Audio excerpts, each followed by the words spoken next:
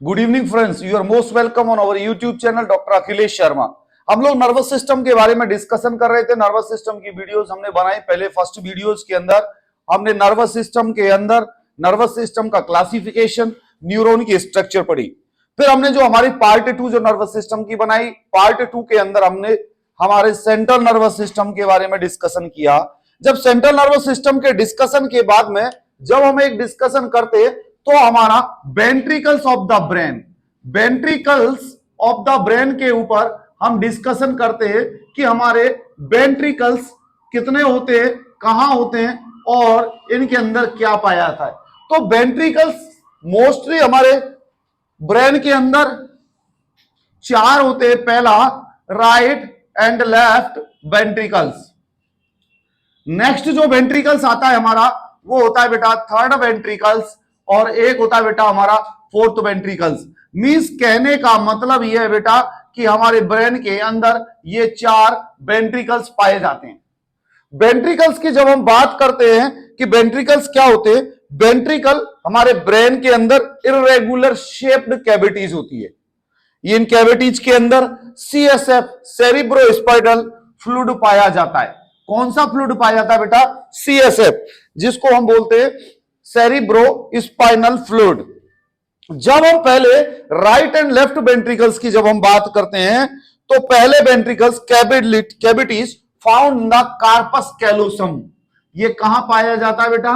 Corpus callosum.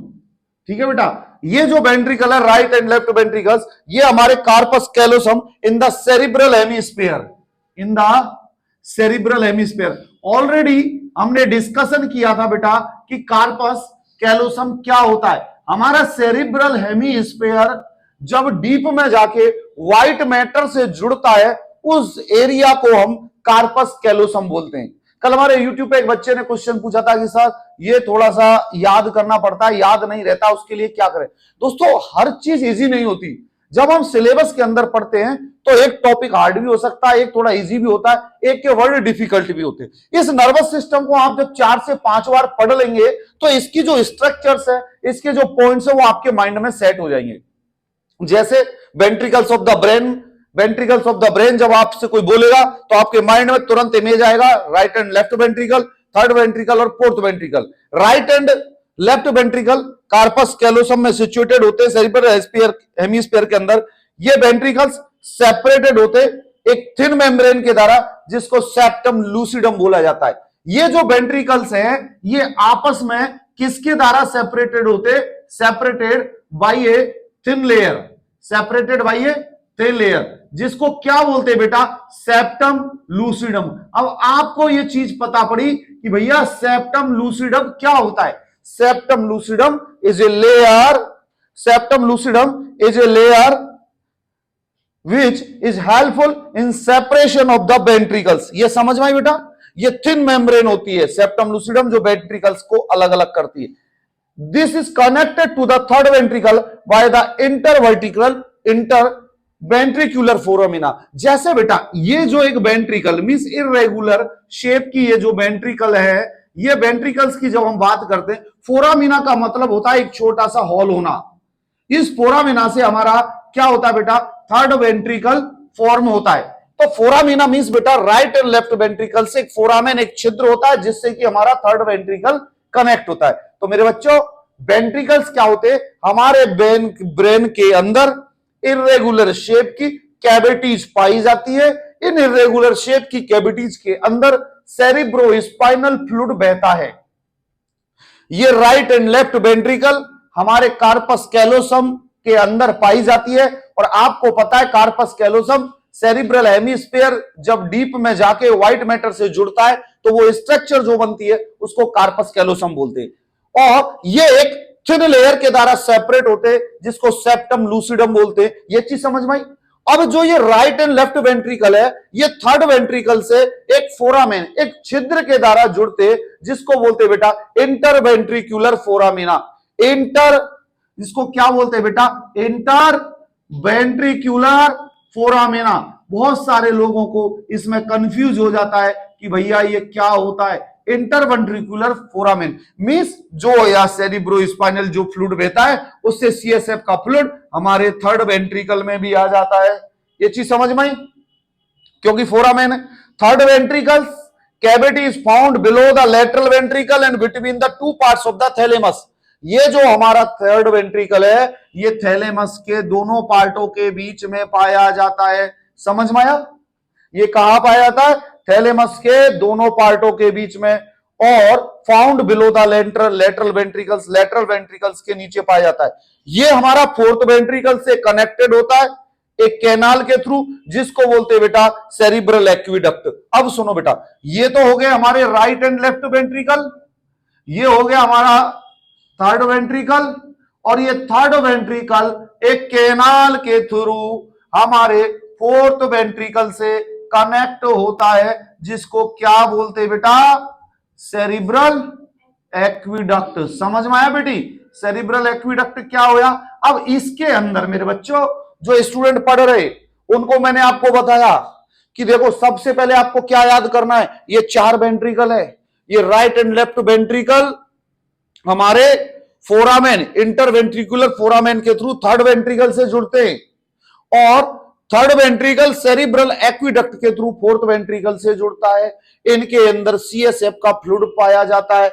ये third ventricle हमारे दोनों पार्ट जो थैलेमस के होते हैं उसके बीचों बीच पाया जाता है। ये समझ में आई बेटा? अब आता fourth ventricle. Fourth ventricle diamond shape cavity का होता है। ये किस शेप का होता है फोर्थ वेंट्रिकल? मैं आपको रब कर दूं, फोर्थ वेंट्रिकल हमारा ये इधर का मैंने रब कर दिया, ये समझ में आ गया होगा आपको। फोर्थ वेंट्रिकल हमारा डायमंड शेप का होता है। Fourth ventricle diamond shape cavity होती है। ये किस शेप की होती है बेटा? Diamond shape. अब दोस्तों आप लोग ये सोच रहे होंगे कि यार इनको याद कैसे करें, तो देखो याद करना इतना इजी तो है नहीं है, लेकिन ये याद करना पड़ेगा कि भैया राइट एंड लेफ्ट वेंट्रिकल ये वेंट्रिकल होते हैं, ऊपर वाले में कार्पस कैलोसम होता है, सेरिब्रल एक्विडक्ट के थ्रू कनेक्ट होते हैं, और ये नहीं फोरामेन के थ्रू कनेक्ट होता है right and left ventricle third से, और एक्विडक्ट के थ्रू कनेक्ट होते हैं ये फोर्थ वेंट्रिकल से। इनके अंदर सीएसएफ पाया जाता है। ये कहां पाया जाता है? ये याद तो करने पड़ेंगे यार। अब वो हलवा तो है नहीं है कि भैया इंजेक्शन कैसे लगाना है, किस एंगल पे लगाना है, एक बार में याद हो गया। कई चीजें ऐसी होती है जिनको रिवीजन रिक्वायर्ड होता है, लेकिन ये पक्का है कि आप जब इसको 3-4 बार सीरियसली आंखें बंद करके मन से जब इसको पढ़ लोगे ये याद हो जाएगा। और बहुत सारे मैंने साइंस के स्टूडेंट्स को देखा है, बहुत सारे मेडिकल पैरामेडिकल नर्सिंग के स्टूडेंट्स नर्वस सिस्टम के अंदर बहुत वीक होते, क्योंकि वो देख के घबरा जाते हैं, अरे यार ये क्या रामायण लिखी हुई है। लेकिन जब आप इसको 2-3 बार पढ़ लोगे ये बहुत इजी क्राइटेरिया में आपके पास आ जाएगा। तो ये समझ में आया? Fourth ventricle diamond shape cavity होती है जो कि found below and behind the third ventricles के नीचे पाया जाता है, and between the cerebellum and pons, between the cerebellum and pons. अब आप देख लो सेरिबेलम कहां पाया जाता है और पोन्स कहां पाया जाता है, उसके बीच के अंदर ये फोर्थ वेंट्रिकल्स पाया जाता है। समझ में आया? फोर्थ वेंट्रिकल्स उसके बीच में पाया जाता है।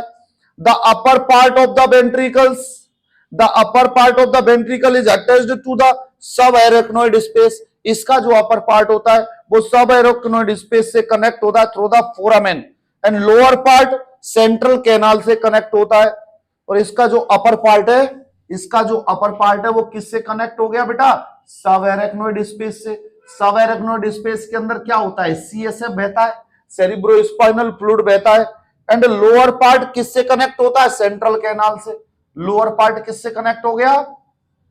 सेंट्रल कैनाल से, जिससे आपकी पूरी बॉडी के अंदर सीएसएफ का फ्लूइड बहता है। ये सेंट्रल कैनाल आगे जाके स्पाइनल कॉर्ड और आपके वर्टिब्रा के अंदर चली जाती है, जो कैनाल दिखाई देती है जिसके अंदर सेरिब्रोस्पाइनल फ्लूइड बहता है। तो देखो connect to the cerebrospinal fluid, spinal cord through the CSF goes to the spinal cord through these openings. अब देखो बेटी मेरी बात समझ लो, देखो बिल्कुल इजी रामायण है। इजी रामायण कैसे? अरे भैया राइट एंड लेफ्ट पहला वेंट्रिकल है, दूसरा थर्ड और तीसरा fourth ventricle. Right and left ventricle में जो सीएसएफ बह रहा है वो फोरामेन के थ्रू थर्ड वेंट्रिकल में आ गया, और थर्ड वेंट्रिकल से एक्विडक्ट के थ्रू फोर्थ वेंट्रिकल में आ गया। रास्ता है। अब फोर्थ वेंट्रिकल से एक स्पेस के थ्रू सब एरेक्नोइड, एक फोरामेन के थ्रू सब एरेक्नोइड स्पेस में चला जाता है, और नीचे एक कैनाल के थ्रू ये लोअर पार्ट जो हमारी स्पाइनल कॉर्ड है उसके नीचे बीचों बीच हमारी पूरी वर्टिब्रा के अंदर चला जाता है। तो देखो एक कितनी अच्छी एक आपको स्ट्रक्चर बनाई है कि भैया ये जो स्पाइनल कॉर्ड है, ये स्पाइनल कॉर्ड के अंदर फोर्थ वेंट्रिकल से जो ओपनिंग होती है वहां से सेरिब्रो स्पाइनल फ्लूइड आता है। तो ये चीज समझ में आई आपके? बिल्कुल इजी कॉन्सेप्ट है, मैं समझा। याद करने के लिए बेटा वो थोड़ी सी टर्म्स है वो याद करनी पड़ेगी। बाकी फोर्थ वेंट्रिकल से हमारे स्पाइनल कॉर्ड के अंदर सेरिब्रो स्पाइनल फ्लूइड आता है। ये चीज समझ में आई बेटी?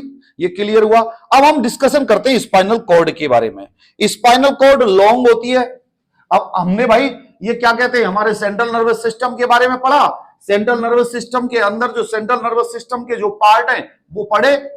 अब हमारा जो एक पार्ट बचता है स्पाइनल कॉर्ड, अब हम उसके बारे में पढ़ते हैं कि स्पाइनल कॉर्ड होती क्या है। तो भैया स्पाइनल कॉर्ड क्या होती है इसके बारे में हमें पढ़ना है।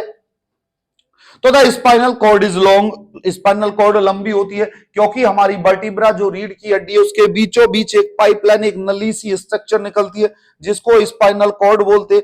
It is found inside the vertebral column. देखो वर्टिब्रल कॉलम के इनसाइड में पाई जाती है। From outside is surrounded by the CSF and meninges. जब हमारी स्पाइनल कॉर्ड ये पाई जाती है, इस स्पाइनल कॉर्ड के अंदर जो फ्लूइड बहता है वो सीएसएफ होता है और जो ये लेयर्स होती है इसको मेनिंजेस बोलते हैं। मेनिंजेस कौन कौन सी होती है? मेनिंजेस जो सबसे पहले होती है वो होती है ड्यूरामेटर, और जो दूसरी होती है वो होती है ड्यूरामेटर पायामेटर और एरेक्नोइड। ये हमारे 3 मेनिंजेस होती है जो कि पूरे स्पाइनल कॉर्ड में पाई जाती है। मेनिंजेस क्या है? Covering of the brain. तो मेनिंजेस और सीएसएफ हमारे स्पाइनल कॉर्ड की surrounded by CSF and meninges. It is found above the medulla oblongata. ये मेडुला ऑब्लंगेटा से ऊपर होती है। स्पाइनल कॉर्ड मेडुला ऑब्लंगेटा से ऊपर होती है और वहां से एक्सटेंड होती हुई फर्स्ट लंबर वर्टिब्रा तक पहुंच जाती है। स्पाइनल कॉर्ड कहां तक पाई जाती है? फर्स्ट लंबर वर्टिब्रा तक पाई जाती है। अब आपको हमने एनाटॉमी फिजियोलॉजी में तो पढ़ाया है कि हमारी वर्टिब्रा के अंदर सर्वाइकल 7 वर्टिब्रा होती है, थोरेसिक 12 होती है, लंबर 5 होती है। तो ये स्पाइनल कॉर्ड जो है ये first lumbar vertebra it is 45 centimetre long. ये 45 सेंटीमीटर लॉन्ग तक पहुंच जाती है ना बेटा। At above the medulla oblongata spinal cord extend from the upper border of the atlas to the first lumbar vertebra। Atlas और एक्सिस कौन सी है बेटा? फर्स्ट जो हमारी वर्टिब्रा है सर्वाइकल उसका नाम है एटलस, दूसरी सर्वाइकल वर्टिब्रा उसका नाम है एक्सिस। वहां से ये हमारे लंबर रीजन तक स्पाइनल कॉर्ड एक्सटेंड हो जाती है। अब हमारे बेटा मेरी बात सुनना, अब जैसे ये एक मैं आपको एग्जांपल समझा रहा हूं, ये हमारा लंबर रीजन है। ये कौन सा रीजन हो गया? Lumbar region. इस लंबर रीजन के अंदर L5 होती है ना, 1 2 3 4 5। ये 5 जो वर्टिब्रा है इनको क्या बोला गया? Lumbar vertebra. जो जब हमें कभी सेरिब्रो स्पाइनल फ्लूइड निकालना होता है तो हम क्या करते हैं? ऊपर से गिनते हैं 1 और 2 और इसके बीचों बीच एक निडल इंसर्ट कर देते हैं और निडल को इंसर्ट करने के दौरान सेरिब्रो स्पाइनल फ्लूइड तक पहुंचा देते हैं। तो मैं आपको एक तरीका बता रहा हूं कैसे, कि अब सुनो इसको, ये समझा बेटा। Second and third lumbar vertebra के बीच से सेरिब्रो स्पाइनल फ्लूइड को एस्पिरेट करते हैं। कौन कौन सी वर्टिब्रा से करते हैं? तो मिश्रा जी ने बोला था कि सेकंड एंड थर्ड बोल देना। तो second and third lumbar vertebra से हम क्या करते हैं बेटा? हम सेरिब्रो स्पाइनल फ्लूइड को एस्पिरेट करते हैं। अब हॉस्पिटल में कैसे करते हैं? अरे हॉस्पिटल में मरीज को हम बुलाते हैं, बुलाने के बाद टेबल पे लिटाते हैं, ऊटी टेबल पे लिटाते हैं या किसी भी प्लेस पे लिटाते हैं। लिटाने के बाद मरीज को सीधा पैर यूं सीधे और इरेक्ट पोजीशन के अंदर उसे बिठा देते हैं। मींस कमर से सीधा होना चाहिए। कमर से सीधे होने के बाद उससे बोलते उकड़ू बनाओ। मींस हम उससे ये कहते कि तुम अपना लंबर रीजन बाहर की तरफ निकालो। तो वो ऐसे यूं बैठता है तो उसको हम बोलते लंबर रीजन बाहर की तरफ निकालो। तो वो लंबर रीजन को यूं बाहर की तरफ निकालता है। जैसे ये लंबर रीजन निकालेगा तो हम यहाँ पर पैल्पेट कर लेते हैं, क्योंकि ये तो भैया हमारा जो इस जगह है ये तो आ गया हमारा सैक्रम, और नीचे तो हमारी कोकिक्स लटकी हुई है, वहां पर हम जाएंगे नहीं। ये सैक्रम, इस सैक्रम से ऊपर जो हमारी ये है ये कहलाती है लंबर। तो हम लंबर नीचे से देखते तो 1 2 3 4 5 ऐसे जब आप डीप में देखोगे बिना कपड़ों के देखोगे तो हड्डी यूं गिन जाती है, जैसे मोती के माला रहते हैं ना, तो उन मालाओं के बीच में जैसे गिन जाते हैं तो स्पेस से वो दिखाई दे जाता है। तो जैसे ही आपको सेकंड लंबर वर्टिब्रा फील होगी तो बीच में जो इंटरवर्टिब्रल डिस्क में जो स्पेस होता है, अरे भैया दोनों वर्टिब्रा के बीच में जो स्पेस पाया जाता है उस स्पेस को इंटरवर्टिब्रल स्पेस बोलते हैं। जब हमें स्पाइनल या सेरिब्रो स्पाइनल फ्लूइड लेना होता है तो सेकंड और लंबर, सेकंड और थर्ड आपको भी पता पड़ जाएगा, हम लोगों को भी पता नहीं था लेकिन अब हमें पता पड़ गया लंबर रीजन है या 5 है, क्योंकि सैक्रम से ऊपर होती है, थोरेसिक से नीचे होती है। थोरेसिक का मतलब है भैया जैसे ये चेस्ट है हमारा, ये यहां जा रहा है तो थोरेसिक यहां खत्म हो गई, अब नीचे का ये जो एरिया है, क्योंकि हमारा जो थोरेसिक है ये थोरेसिक यहां तक जा रहा है, तो नीचे का लंबर है ये 5 ही तो बची हुई है, तो 5 में ऊपर से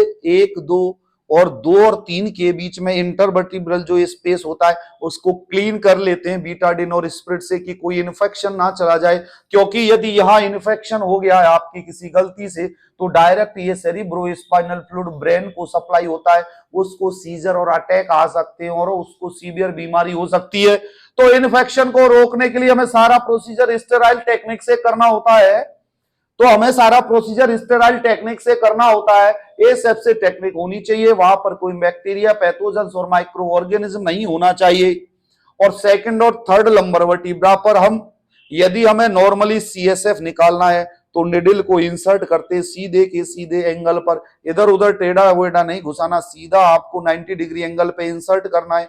इंसर्ट करने के बाद जैसे ही आप उसे थोड़ा सा पीछे करोगे तो आपको उसमें से फ्लूइड आता हुआ दिखाई दे जाएगा, उस फ्लूइड को बोलते हैं सेरिब्रो स्पाइनल फ्लूइड, उस फ्लूइड को बोलते हैं भेंजी सेरिब्रो स्पाइनल फ्लूइड। उसको निकाल के एम्प्यूल में बायल में रख के आप इन्वेस्टिगेशन के लिए भेज सकते हो, और यदि वहीं से आपको एनेस्थीसिया या बेहोशी देनी होती है तो उस बेहोशी देने के तरीके को स्पाइनल एनेस्थीसिया बोलते हैं। Spinal anaesthesia, spinal anaesthesia means spine के अंदर L2 L3 के अंदर जहां सेरिब्रो स्पाइनल फ्लूइड जाता है वहीं पर आप एक स्पाइनल जो निडल आती है वो डालेंगे, पतली सी स्पाइनल निडल डालेंगे उसमें अंदर जगह पे। जैसे ही आपको पता पड़ गया सीएसएफ टपक रहा है, सीएसएफ का आ गया, तो मतलब आपका जो इंटरवर्टिब्रल में जहां आपने निडल डाली है सीएसएफ आ रहा मींस राइट जगह आपकी निडल पहुंच गई है।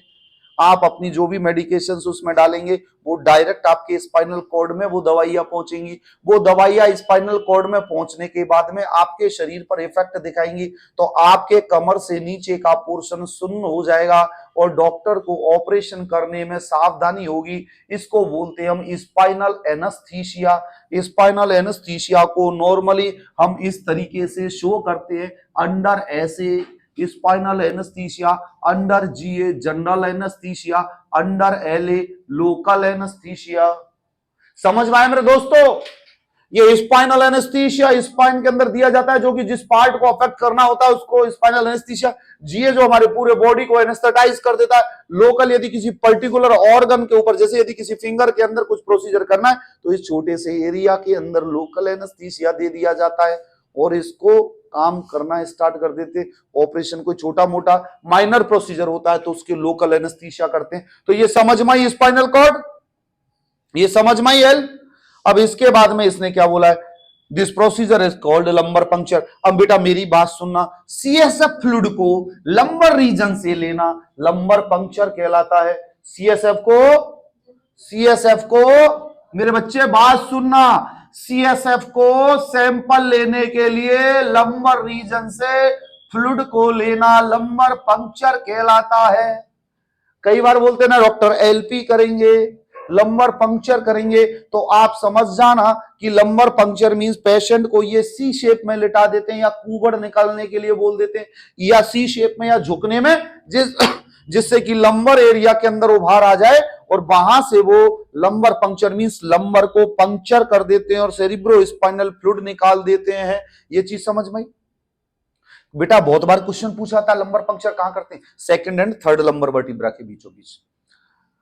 The spinal cord is a nervous tissue which connects the body with brain। हमारी ये तो खैर सबको रामायण पता है कि स्पाइनल कॉर्ड डायरेक्ट ब्रेन से कनेक्ट होती है, बॉडी से कनेक्ट होती है। Through the spinal cord the nerve impulses are conveyed to different organs and tissue. हमारे बॉडी का जो सिस्टम है, कंट्रोल जो सिस्टम है, वो स्पाइनल कॉर्ड के अंदर जो नर्व्स हैं वही तो कंट्रोल करनी है। मैं आपको बताऊंगा कौन कौन सी नर्व्स कहां कंट्रोल करती है, ये हाथ का मूवमेंट कौन सी नर्व्स कंट्रोल कर रही है, गर्दन का मूवमेंट कौन सी नर्व्स कंट्रोल कर रही है, ये कर रहा हूं तो कौन सी नर्व्स कंट्रोल कर रही है। ये सारे मूवमेंट्स हमारे नर्व्स के द्वारा कंट्रोल होते हैं। ये नर्व्स हमारे बॉडी में हमारी ये स्पाइनल कॉर्ड और वर्टिब्रा से निकलते हैं। समझ में आई बेटा? Some activities are independent of the brain that occur at the level of spinal cord. Example, spinal reflexes. The spinal cord is divided in two incomplete parts. On front, the median fissure. On the back is the posterior median septum. Means बेटा हमारी जब spine की हम structure देखेंगे तो front के अंदर जो कर्व बनता है उसको तो बोलते हैं मीडियन कर्व या मीडियन फिशर, और जो पीछे बैक की तरफ जो कवर वो बनता है लंबर रीजन के यहाँ पर, इसको बोलते हैं पोस्टीरियर मीडियन सेप्टम। हमारे स्पाइनल कॉर्ड के अंदर ग्रे मैटर पाया जाता है और आउटसाइड व्हाइट मैटर पाया जाता है। ये चीज समझ में बेटा? Inner structure of the spinal cord की जब हम बात करते हैं, स्पाइनल कॉर्ड को हम डिसेक्टिंग करते हैं तो grey matter and white matter उसके अंदर होते हैं। Grey matter formed in H shape, grey matter H shape के फॉर्मेशन में पाया जाता है, H. Spinal cord is seen at the centre of the spinal canal. Spinal canal में बेटा इसी को बोला गया जिसके अंदर सीएसएफ फ्लूइड होता है। ये स्पाइनल कैनाल हमारे स्पाइनल कॉर्ड के सेंटर में पाई जाती है। स्पाइनल कैनाल के अंदर सीएसएफ होता है। स्पाइनल कॉर्ड के अंदर 31 पेयर ऑफ नर्व्स पाए जाते हैं, क्योंकि वर्टिब्रा कितनी होती है हमारी 33, तो 31 पेयर्स जो है उसमें वर्टिब्रा के, इसमें स्पाइनल कॉर्ड पाई जाती है, जहां पर 31 पेयर्स स्पाइनल नर्व पाए जाते हैं। Inside the spinal cord 2 posterior 2 anterior and 2 lateral columns are found. जब हम स्पाइनल कॉर्ड को जब हम देखते हैं तो जब इसकी स्ट्रक्चर देखते हैं हम, स्पाइनल कॉर्ड मींस जब हम स्पाइनल कॉर्ड मींस वो वर्टिब्रा जब हम लेते हैं, उस वर्टिब्रा के अंदर जब हम उस स्पाइनल कॉर्ड को देखते हैं तो 2 anterior 2 posterior 2 anterior 2 posterior and 2 lateral columns हमें दिखाई देते हैं। और व्हाइट मैटर के अंदर 3 कॉलम दिखाई देते हैं, एंटीरियर पोस्टीरियर एंड लैटरल। अब बेटा सेंसरी नर्व ट्रैक्ट की जब हम बात करते हैं कि हमारे बॉडी को सेंसेशन कैसे पहुंचती है, तो सबसे पहले sensation to the skin, tendons, muscles, joints are transmitted from the brain to the spinal cord.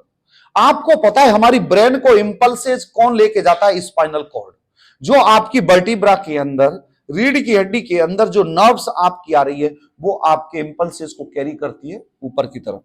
जैसे स्किन के अंदर क्यूटेनियस रिसेप्टर्स पाए जाते हैं।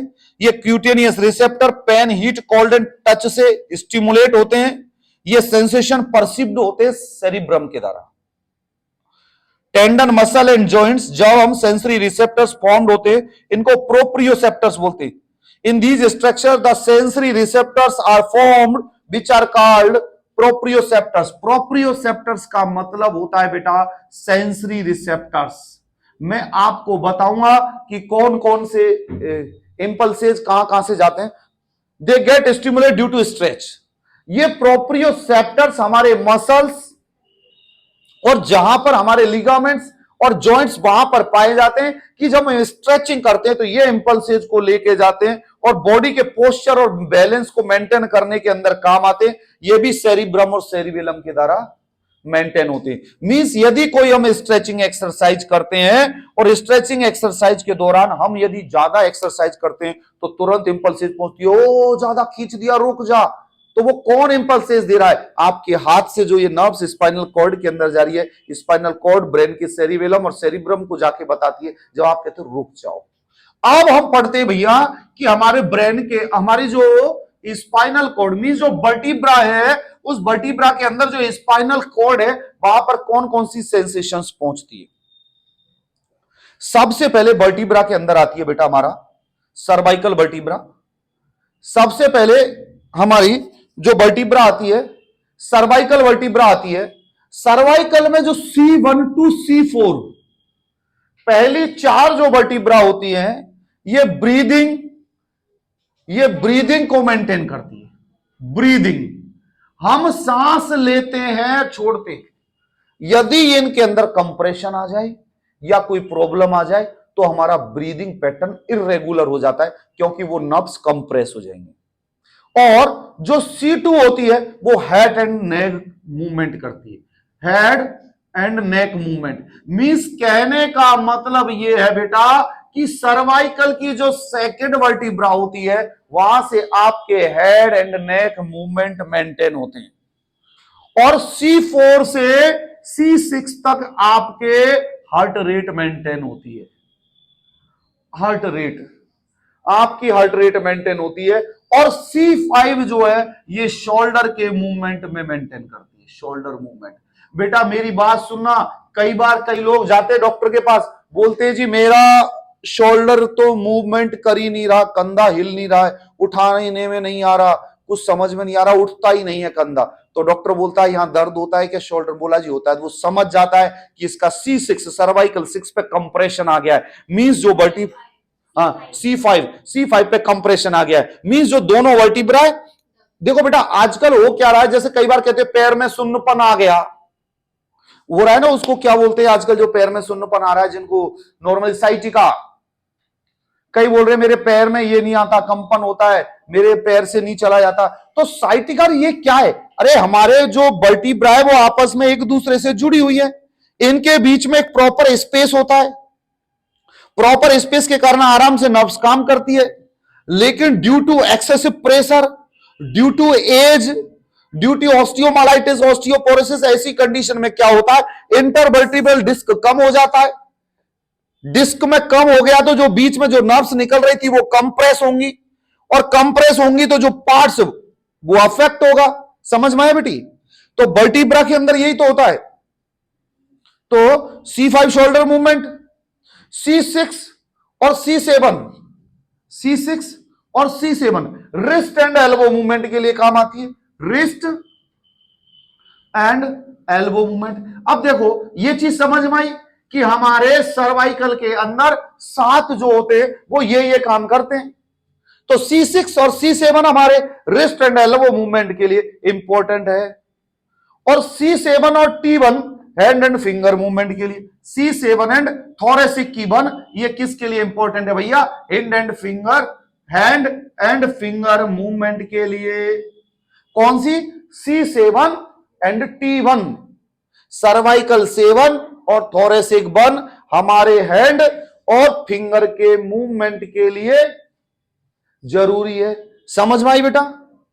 ये समझ में आया कौन कौन सा है? उसके बाद में हम आते हैं, ये रब कर दूं मैं, ये याद कर लो, बड़े इंपॉर्टेंट है, जहां पर ये नर्व्स पाई जाती है। इस नर्व्स के बाद में अब हम जो आते बेटा T1 हो गया, इसके बाद में सिंपैथेटिक टोन। T1 और T2 क्या करते? Sympathetic tone. अब ये तो बेटा समझ में आ रही होगी आपको, T1 का मतलब है थोरेसिक की 1 और थोरेसिक की सेकंड वर्टिब्रा। ये टेम्परेचर रेगुलेशन करते हैं। Temperature regulation means thermo regulation, centre की नर्व्स पाई जाती है, ये इंपल्सेस को लेके ऊपर जाती है। एंड ट्रंक स्टेबिलिटी कौन करता है? T2 से और T12 तक, T2 टू T12 तक ये क्या करता बेटा?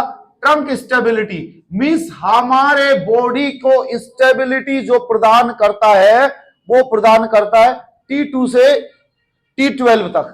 थोरेसिक की 2, 3, 4, 5, 6, 7, 8, 9, 10, 11, 12 ये सारी वर्टिब्रा हमारी ट्रंक स्टेबिलिटी मेंटेन करती है, T2 से T12 तक सारी वर्टिब्रा। अब आता है T11 and lumbar 2, T11 and lumbar 2, T11, 12, T11। अब इसका मतलब क्या बेटा? T11, T12, लंबर 1 और लंबर 2 ये क्या करते? ये इजैकुलेशन के काम में आते हैं। इजैकुलेशन का मतलब है कि यदि male person is going to do the intercourse, यदि ये सही है तो इजैकुलेशन होगा। यदि इनके अंदर कंप्रेशन आ गया और नर्व्स वहां से इंपल्सेस नहीं ले जा रही, नहीं कर रही, तो इजैकुलेशन नहीं आएगा। ठीक है बेटा? And hip motion, and hip motion कौन करती है? हिप मोशन के लिए L2 जिम्मेदार होती है। L2 तो दोस्तों ये तो आपको समझ में आ रहा होगा इसी में देख लो, सारा खेल आपकी वर्टिब्रा का है। यदि कहीं भी कंप्रेशन आ जाए तो आपके बॉडी का पोस्चर और गड़बड़ हो सकती है। तो वर्टिब्रा को सही मेंटेन करना है। और आजकल तो क्या हो रहा है, जैसे स्कूटी चलाते हैं ना, दूर से दूर दूर दूर दूर स्कूटी भगा रहे, गाड़ी भगा रहे, बीच में आ गया गड्ढा, गड्ढे के अंदर गड्ढा, तो वो क्या करता है, आपके जो वर्टिब्रा उसके बीच के ऊपर कंप्रेशन होता है। यही तो कंप्रेशन आगे जाके ओल्ड स्टेज के अंदर वर्टिब्रा के बीच में कंप्रेशन पैदा कर देता है। समझ में आई बेटा, समझ में आई। T2 and L2।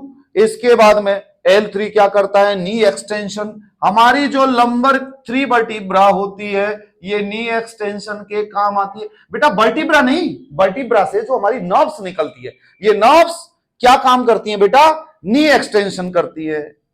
और L4 S1 foot motion, L4 से लेके S1 तक ये क्या करते हैं बेटा, फुट मींस आपके पैर के मोशन को मेंटेन करते हैं। समझ में आया, foot motion and knee flexion, and knee flexion. समझ में आ गया बेटा, फुट L4 से S1 तक foot motion and knee flexion. Knee flexion में लिख दो भैया L5। समझ में आया, आगे बेटी समझ में। ये आपको याद करना है कि कहां कहां से क्या क्या होता है। उसके बाद अब देखो भैया, पेनाइल करेक्शन आने वाला है, जिसके पीछे इरेक्शन होता है। यदि ये गड़बड़ हो गया तो इरेक्शन खत्म हो जाएगा। तो जैसे S2 से S4, अब आगे हम सैक्रम से, यहां से जो नर्व्स आती हैं ये पेनाइल इरेक्शन के लिए हेल्पफुल होती है। Penile erection means when we are going to the intercourse, that time our reproductive organ should be erect, means in a standing position to penetrate the vagina. This is known as penile erection. ये S2 S4 की जो होती हैं ये nerves हमारे penile erection करती है। Bowel and bladder activity के लिए S2 और S3 ये क्या करती है बेटा, बाउल एंड ब्लेडर की एक्टिविटी को मेंटेन करती है। अब बेटा आपने ये देखा होगा कि हमारे पूरे वर्टिब्रा के अंदर एक एक वर्टिब्रा जैसे माला की तरह जुड़ी हुई है। ये माला की तरह, इनके बीच में स्पेस भी पाया जाता है, ये जुड़ी हुई हैं। तो हर वर्टिब्रा से नर्व्स निकल रही हैं। ये नर्व्स अलग अलग काम कर रही है। जैसे नर्व्स, ये जो नर्व्स निकल रही है ये अलग अलग काम कर रही है कि कोई हैंड रोटेशन कर रहा है, कोई कहीं कर रहा है। जैसे ये हमारे सैक्रम की मान लो, तो सैक्रम की जो ये सेकंड और जो थर्ड की जो ये नर्व्स है ये क्या करेंगी, बाउल एंड ब्लेडर मूवमेंट को रोकेंगी। और S2 3 4 S4 ये पेनाइल इरेक्शन करती है। तो हमारी वर्टिब्रा, हमारी रीढ़ की हड्डी जिसके अंदर स्पाइनल कॉर्ड पाई जाती है, ये स्पाइनल कॉर्ड डायरेक्ट ब्रेन से अटैच होती है। देखो इस किताब के अंदर कितना सुंदर डायग्राम दिखाया गया है मित्रों, ये डायग्राम कितना सुंदर दिखाया गया है, जिसके अंदर आपके ब्रेन से डायरेक्ट कनेक्ट है आपकी स्पाइनल कॉर्ड। ये स्पाइनल कॉर्ड के अंदर डिफरेंट डिफरेंट रीजन्स की स्पाइनल जो नर्व्स निकलती है, ये नर्व्स आपके बॉडी के पोस्चर और आपके बॉडी के एक्टिविटी को मेंटेन करती है। आपको इन चीजों को पढ़ना है, इनको याद करना है। और जब ये नर्व्स के ऊपर यदि किसी कारणवश प्रेशर आता है और कंप्रेशन हो जाता है तो उस कंप्रेशन के कारण नर्व सप्रेस होगी। अरे मेरी बेटी नॉर्मली नर्व निकल रही है, कोई प्रेशर नहीं है उसके ऊपर, लेकिन बाई चांस किसी कारण बस नर्व के ऊपर प्रेशर आ रहा है तो नर्व कंप्रेस होगी, तो इंपल्सेस भी डिस्टर्ब होंगे, तो उस दौरान हमें प्रॉब्लम होती है। तो ये चीज समझ में आई, स्पाइनल कॉर्ड। इसके बाद में मोटर नर्व ट्रैक्ट्स पढ़ते हैं हम कि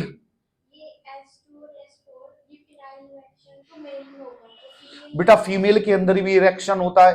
क्लाइटोरिस के अंदर जो रहती है feelings, clitoris means penile erection. जब आपने रिप्रोडक्टिव सिस्टम के अंदर पढ़ा था कि रिप्रोडक्टिव सिस्टम के अंदर पेनाइल इरेक्शन होता है, तो फीमेल के अंदर भी क्लाइटोरिस इरेक्शन होता है। When a person will touch the clitoris the sensation will come. और हमने रिप्रोडक्टिव सिस्टम के अंदर पढ़ा है कि clitoris is like a structure of penis in the female that is having the more sexual energy and power and sensation and feelings in the clitoris. तो वो ही दोनों काम करती है, दोनों पार्टनर्स हैं, दोनों पार्टनर्स की फीलिंग्स है, दोनों की उनको एक्टिविटी को मेंटेन करती है। अब हम आते हैं motor nerve tracks. Motor nerve tracks, अरे जब भी तो बोलते हैं बेटा डिलीवरी के बाद, सुनो भाई, डिलीवरी के बाद फीमेल के अंदर बहुत सारे, देखो फीमेल होता क्या है, फीमेल इस दुनिया में जब भी आई है ना, इस जमाने को, इस समाज को देने ही आई है फीमेल। फीमेल देने कैसे आई है, मैं आपको एग्जांपल बता दूं। जब एक लड़की बच्ची होती है ना, तो वो अपने भाई को प्यार करती है और भाई को देती है, गिफ्ट चाहिए ये ले ले, वो ले ले, राखी बांध दिए, कर दिया। उसके बाद माँ बाप को प्यार करती है। शादी हो गई तो किसी माँ बाप के घर में रहती है तो उसके लिए दुआ मांग। शादी होने के बाद में जब किसी दूसरे के घर में जाती है तो वहां भी चाइल्ड बर्थ करती है, देती है ना, लेती कुछ नहीं है। उसके बाद उस बच्चे को फीडिंग कराती है फीमेल। अरे यार ऐसे ही थोड़ी है, यूं ही बच्चे पैदा करना इट्स नॉट नॉर्मल टास्क। उसके बाद बॉडी के अंदर कितने सारे चेंजेस होते हैं। एक लड़की 9 महीने में मां बन जाती है। जिसको तुम लड़की बोलते थे वो 9 महीने के बाद किसी बच्चे की मां होती है। मां बहुत बड़ा शब्द है। इस मां को बोलने में आपकी आत्मा के अंदर शुद्धि आती है, ये ऐसा शब्द है, आता है ना। एक बोलो ये लड़की कहां जा रही है तो अलग फीलिंग्स होती है, मां भूल के देखना अलग ही एक प्योरिटी आती है। तो मां मींस वो शरीर के अंदर बहुत सारे चेंजेस आते हैं, बहुत सारी नर्व्स और मसल्स लूज होती है। नॉर्मली ब्लेडर और रेक्टम के ऊपर, मैंने कई बार कई फीमेल्स को देखा है, मेरी फैमिली के अंदर फीमेल्स, ब्लेडर के ऊपर कंट्रोल कम हो जाता है आफ्टर डिलीवरी, रेक्टम के ऊपर कंट्रोल हो जाता है। अरे नॉर्मली रेक्टम स्फिंक्टर क्लोज रखेंगे ना, निकलना नहीं चाहिए बस, लेकिन after delivery in some conditions it will be loose. डर लगता है फीमेल को निकल ना जाए, यूरिन निकल ना जाए। जब चाइल्ड बोर्न ड्यूरिंग प्रेगनेंसी वो भागती है, टॉयलेट आ रही है तुरंत भागती है, बार बार जाती है, निकल ना जाए। मसल्स। और एपिसियोटोमी में क्या करते हैं, एपिसियोटोमी एक cut incision on the perineum वाल। जब आप पेरिनियम के इंसिजन करते हैं तो वहां पर मसल्स रप्चर हो जाती है और कट लग जाता है। अब दोबारा उन मसल्स की टोन आने के लिए एक्सरसाइज जरूरी है। तो एक्सरसाइज आप देखना, पोस्ट नेटल एक्सरसाइजेज या आफ्टर डिलीवरी एक्सरसाइजेज, वो कहते हैं ना बाबा रामदेव, अंदर बीचो, फील करो, सांस लो और अंदर से एनल इंस्पेक्टर को अंदर बीचो। तो एनल इंस्पेक्टर को अंदर कंट्रोल लेना और खोलना एनल इंस्पेक्टर को। इससे हो क्या रहा है, इससे हो रहा है कि आपके एनल इंस्पेक्टर की मसल्स मजबूत हो रही है। फीमेल को बोलते हैं यूरिन इंस्पेक्टर को लूज करो, कोलो लूज करो, कोलो लूज करो। ऐसे योगा कराते हैं, पोस्टनेटल एक्सरसाइजेज आप पढ़ेंगे तो उसमें दिखाई देगा कितनी एक्सरसाइज, वो टोन को अचीव करने के लिए, वो टोन जो पहले थी उसको अचीव करने के लिए। समझ में आया। अब ज्यादा ज्ञान मत लो वरना हमारा ये नर्वस सिस्टम रह जाएगा, वरना मैं उधर पहुंच जाऊंगा तो फिर उधर का ज्ञान चालू हो जाएगा। ये समझ में आया बेटा। Motor nerve tracks. हाँ भैया कहां जा रहे हो, कैसे मुस्कुरा रहे हो, बड़े आनंद में हो। Motor nerve tracks. अब हमने भैया जो पढ़ा वो पढ़ा सेंसरी नर्व ट्रैक्स और ये पढ़े। अब हम पढ़ते मोटर नर्व ट्रैक्स। ये चीज समझ में आई जो हमने आपको पढ़ा। हमने बेटा सेंसरी नर्व ट्रैक्स पढ़े, जो स्पाइनल कॉर्ड पढ़ी, कौन सी स्पाइनल कॉर्ड से कौन सेंसेशन लेके जा रहा है वो पढ़ा। टेंडन मसल एंड जॉइंट्स और स्किन के बारे में पढ़ा कि हमारे टेंडन मसल एंड जॉइंट्स के अंदर प्रोप्रियोसेप्टर्स पाए जाते। ये प्रोप्रियोसेप्टर्स इंपल्सेज को कैरी करते। स्किन के अंदर क्यूटेनियस रिसेप्टर्स पाए जाते। आप ये सब पढ़ने के बाद सोचेंगे ईश्वर ने कितनी अद्भुत रचना की है, ईश्वर ने कितनी अद्भुत रचना की है। हर जगह कहां कहां क्या सिस्टम सेट किया है। और फिर हम अपने ऊपर घमंड करते हैं, हम रईस हैं, हम इतने बड़े हैं, हम ये हैं, हम वो। अरे तुम कुछ नहीं हो यार, तुम ऊपर वाले की एक अद्भुत रचना हो कि जब तक तुम्हारा टिकट दिया है मजे मार लो, जिस दिन टिकट वापस ले लेगा तुम्हारी रचना दफना दी जाएगी। तुम था वो है से थे हो जाओगे। तो सच्चाई यही है। मैं ज्ञान की बात है नेक्स्ट एक शॉर्ट वीडियो बनाएंगे उसमें डालेंगे, पहले हम पढ़ लेते हैं motor nerve tracks. Motor nerve tracks, those nerve which take the nerve impulses away from the brain are called motor neurons। बेटा देखो दो वर्ड होते हैं सेंसरी और मोटर। सेंसरी का मतलब होता है जो इंपल्सेस को लेके आ रही है। मेरी उंगली पे गर्मी, वो जल गया, इंपल्सेस गई यहां तुरंत हटा लिया, सेंसरी। और मोटर जो हमारे ब्रेन से बॉडी पार्ट्स तक आ रही है। तो सेंसरी में ब्रेन तक जाती है और ब्रेन से बॉडी पार्ट्स में आती है, उसको बोलते हैं motor. Motor neurons are stimulated when there is contraction of the skeletal muscles. हमारे मोटर न्यूट्रॉन जब एक्टिव होते हैं, जब हमारे कॉन्ट्रैक्शन होता है स्केलेटल मसल्स के अंदर, हमारे smooth through the secretion of smooth muscle, cardiac muscle and glands. हमारे मोटर न्यूरॉन जब एक्टिव होते हैं, जब हमारे स्मूथ मसल, कार्डियक मसल्स और ग्लैंड्स सिक्रीशन करते हैं। तो जब हमारे न्यूरॉन्स की बात करते हैं तो इसके अंदर दो तरीके के न्यूरॉन पाए जाते हैं, एक तो अपर motor neuron and lower motor neuron. एक तो हो गया भैया अपर और दूसरा हो गया लोअर। इसको बताने के बाद हम वीडियो खत्म कर लेंगे, क्योंकि एक ही वीडियो बहुत लंबी हो जाएगी तो बच्चे बोर हो जाएंगे। 1 घंटे तक कोई पढ़ेगा नहीं, बोलेगा ये मास्टर तो बेला है। Upper motor neuron passes through the axon. अब बेटा ये न्यूरॉन के बारे में डिस्कशन कर रहे हैं। Upper motor neuron passes through the axon, internal capsule, pons, medulla and reaches the spinal cord. ये स्पाइनल कॉर्ड तक पहुंचते हैं। After reaching spinal cord it joins with the lower motor neuron. Means कहने का मतलब ये है बेटा कि ये जो spinal medulla reaches the spinal cord and reaching the spinal it joins with the lower motor neuron. Upper motor neurons कहां से? हमारे ब्रेन से लेके कहां तक आते हैं? Spinal cord. और स्पाइनल कॉर्ड पे आके ये अटैच हो जाते हैं किससे? लोअर मोटर न्यूरॉन से। समझ में? Lower motor neuron is called the final common pathway. It carries the nerve impulses to the skeletal muscle through the neurons. These neurons process through the spinal nerves and reaches the muscles। अरे कितनी बढ़िया बात लिखी है।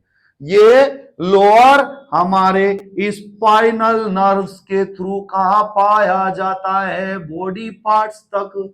मेरी बात समझना मेरे भाई, आपकी कमर पे किसी ने यूं किया या किसी पे किया तो कमर के वहां पर जो स्पाइनल नर्व्स आ रही है, उस स्पाइनल नर्व से इंपल्सेस को लिया। वो इंपल्सेस को लेने वाले कौन से हैं? Lower motor neuron. इनने इंपल्सेस को लिया। इंपल्सेस को लेके लिए लोअर मोटर न्यूरॉन ने अपर मोटर न्यूरॉन को दिया। अपर मोटर न्यूरॉन मींस लोअर लेके कहां आया? स्पाइनल कॉर्ड तक। स्पाइनल कॉर्ड पे लाके अपर वाले को दे दिया, भैया तू ऊपर इंफॉर्मेशन पहुंचा दे, नीचे सिस्टम गड़बड़ हो रहा है। तो ये अपर मोटर न्यूरॉन और lower motor neuron. Upper motor neuron हमारे pons and medulla and reaches the spinal cord. Spinal cord तक जो पाए जाते हैं उनको अपर मोटर न्यूरॉन बोलते हैं, और जो लोअर मोटर न्यूरॉन होते हैं वो स्पाइनल कॉर्ड से स्पाइनल नर्व्स और बॉडी पार्ट्स तक पाए जाते हैं। तो बेटा ये सब एक जाल है, समझ में आ गया? अब हम रिफ्लेक्स एक्शन की बात करते हैं कि हमारे रिफ्लेक्स कैसे होते हैं। तो ये रिफ्लेक्स के अंदर it involve sensory organ, sensory nerve, spinal cord, motor nerve fibres, motor organ. First of all sensory nerve impulse is taken which is carried to the posterior horn of the spinal cord through the sensory nerve fibers। Sensory nerve fibres means जो nerve fibres हमारे sensation को लाते हैं वो हमारे spinal cord तक पहुंचा देते हैं। Connector nerve of the spinal cord carries the nerve impulses to motor nerve fibres, then motor nerve fibres stimulate the motor organ. Means कहने का मतलब ये बेटा कि सिंपल सी भाषा में कि कोई सेंसेशन पहुंची हमारे ब्रेन में, तो ब्रेन से क्या होता है बेटा कि वो सबसे पहले इंपल्सेस कहां आएगी? अपर मोटर नर्व फाइबर्स के पास, न्यूरॉन के पास।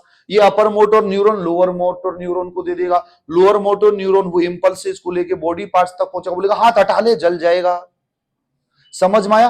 तो ये समझ में आई, सेंसेशन पहुंची हमारे माइंड तक, तो ब्रेन तक जब सेंसेशन पहुंचती है तो ब्रेन से उस मोटर एक्शन के लिए, अरे हाथ में निडल घुस गई तो निडल घुसते हम तुरंत हटा लेते हैं, तो निडल की सेंसेशन पहुंचती है विद इन सेकेंड्स और तुरंत वो सेंसेशन वापस आती है। तो सेंसेशन लेके कौन आता है? स्पाइनल कॉर्ड तक अपर मोटर न्यूरॉन, और स्पाइनल कॉर्ड से लोअर मोटर न्यूरॉन, जहां पर वो स्पाइनल नर्व्स के थ्रू बॉडी पार्ट्स तक जाता है। समझ में आई बेटे?